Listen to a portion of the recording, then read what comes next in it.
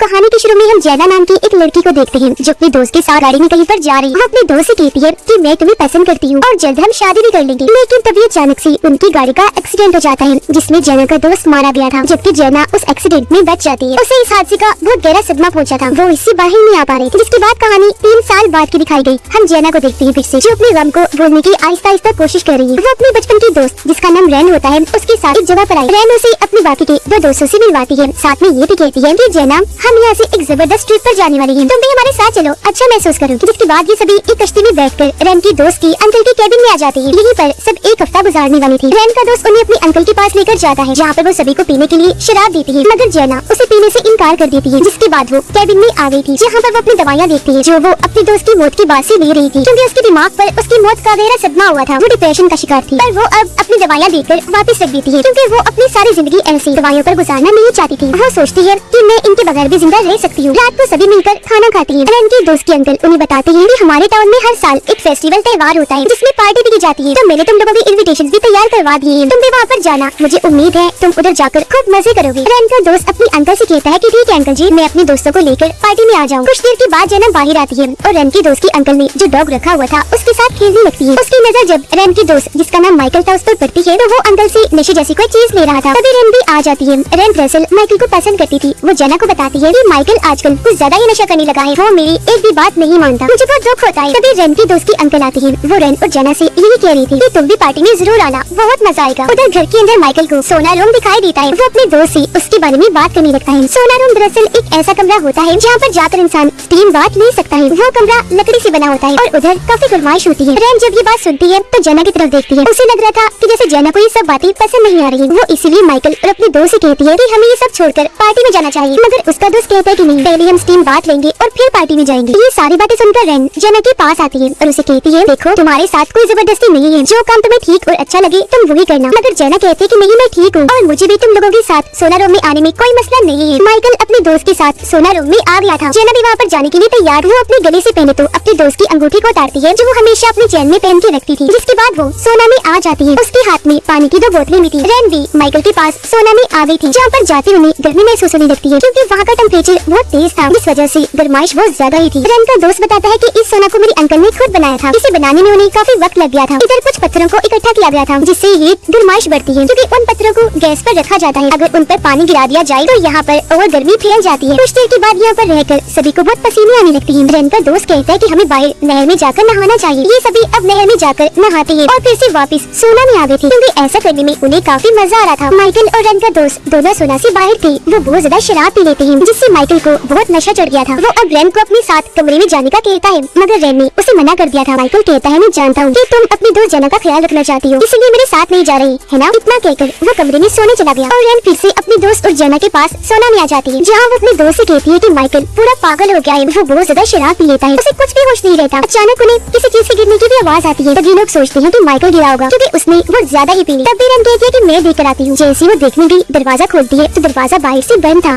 खुलता ही नहीं। रैन का दोस्त भी जब उस दरवाजे को खोलने की कोशिश करता है तो वो फिर भी नहीं खुलता। ये तीनों बहुत ज्यादा परेशान हो गए थे और सोचने लगते हैं कि अगर ये दरवाजा ना खुला तो हमारा क्या होगा और ये बंद कैसे हो गया। रैन माइकल को भी बहुत आवाजें लगाती है, मगर वो भी नहीं सुनता। ये तीनों सोचते हैं कि अब न जाने क्या होने वाला है। रैन का दोस्त कहता है कि गर्मी यहाँ पर बढ़ती जाएगी, जिससे हमारी जल्द भी जल सकती है, हमें जल्दी यहाँ से निकलना होगा। रैन की नजर अचानक से ऊपर की तरफ जाती है, जहाँ पर उसे एक डिवाइस नजर आती है। वो अपने दोस्त से पूछती है कि ये डिवाइस आखिर क्या काम करती है। वो बताता है कि यहाँ पर टेम्परेचर के बारे में बताती है। रैन बोली कि अगर हम इसे तोड़ दें तो क्या पता यहाँ का टेम्परेचर नॉर्मल हो जाए। उसका दोस्त कहते हैं कि नहीं, हम ऐसा नहीं कर सकते, इसका कोई फायदा नहीं होगा। अगर हमने इसे तोड़ दिया तो क्या पता गर्माइश और बढ़ जाए। इसलिए वो तीनों अब कुछ और सोचने लगते हैं, क्योंकि वो जानते थे कि वो इस कमरे में बुरी तरह से फंस चुके हैं। रैन वहाँ पड़ा एक लकड़ी का चम्मच लेकर दरवाजे के शीशे पर मारती है, पर इसका कोई फायदा नहीं था, क्योंकि वो शीशा नहीं टूटता। उसका दोस्त रैन से कहता है कि ऐसे मत करो, इतनी आसानी से नहीं टूटने वाला। तभी वो उस चम्मच की मदद से एक खोलते हुए पत्थर को बाहर निकालता है और लकड़ी की बाल्टी में डाल देता है जिसमें पानी था। ऐसा करने से वो पत्थर ठंडा हो गया था और वो उस पत्थर को कपड़े में लपेट कर दरवाजे के शीशे पर खूब जोर जोर से मारता है। शीशा इतना मजबूत था कि रैन के दोस्त के हाथ से खून निकलने लगता है, पर शीशा नहीं टूटता। मगर वो अभी भी हार नहीं मानता और कोशिश करता रहता है। उसने आखिरकार शीशे को तोड़ दिया था, जिसके जरिए कुछ ताजी हवा अंदर आने लगती है। वो तीनों बारी बारी उस सुराख से आने वाली हवा से सांस ले रहे थे। वो माइकल को भी आवाजें लगाते हैं, मगर उनकी आवाज उस तक नहीं पहुंच पाती। तभी रन की दोस्त की नजर बाहर सीढ़ी पर पड़ती है जो दरवाजे की आगे आई हुई। यही वजह थी कि उस सोना का दरवाजा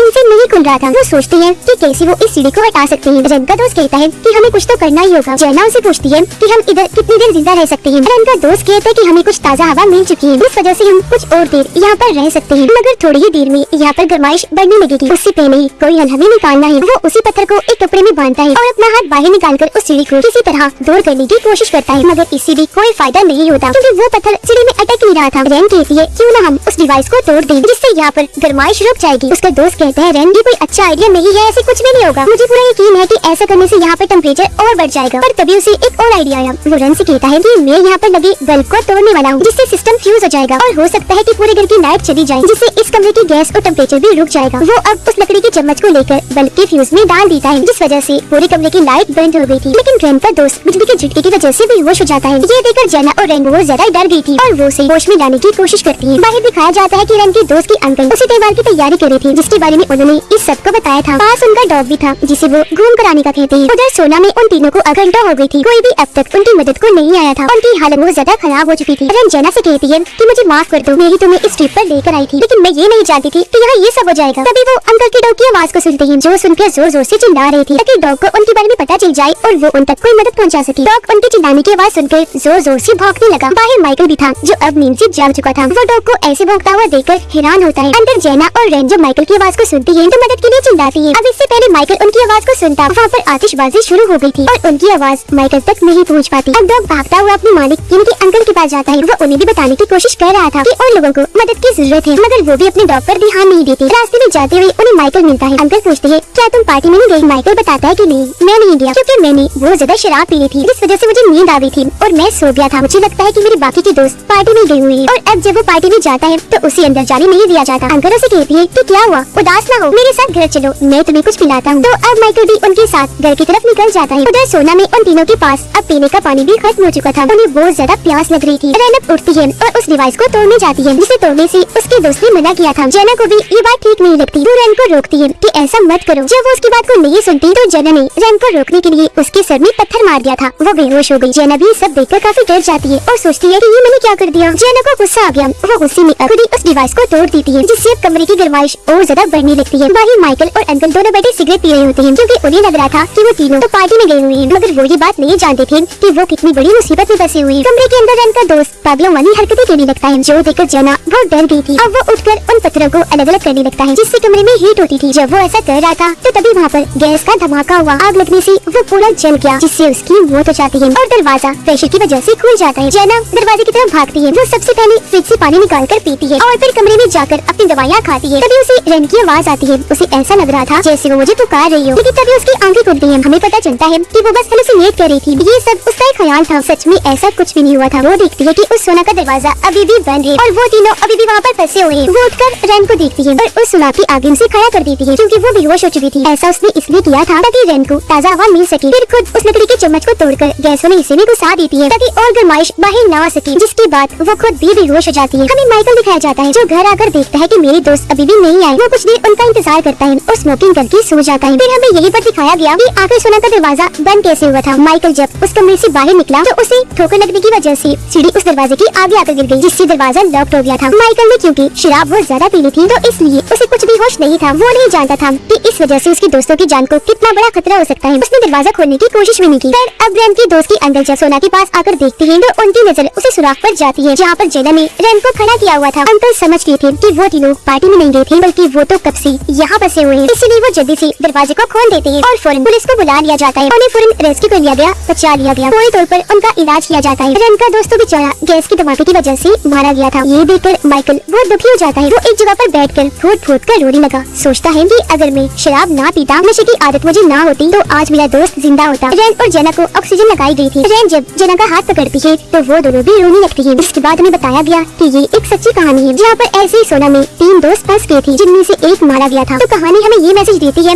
कि हमेशा नशे वाली चीजों से दूर रहें, क्योंकि क्या पता आप नशे की हालत में हो और कोई बेचारा आपको मदद के लिए पुकार रहा हो, मगर आपका नशा उस वक्त ना ही आपको कुछ सुनने देगा और ना ही समझने के काबिल छोड़ेगा। इसलिए हमेशा बुरी आदतों से दूर रहें। इसी मैसेज के साथ इस फिल्म की कहानी यहीं पर खत्म हो जाती है।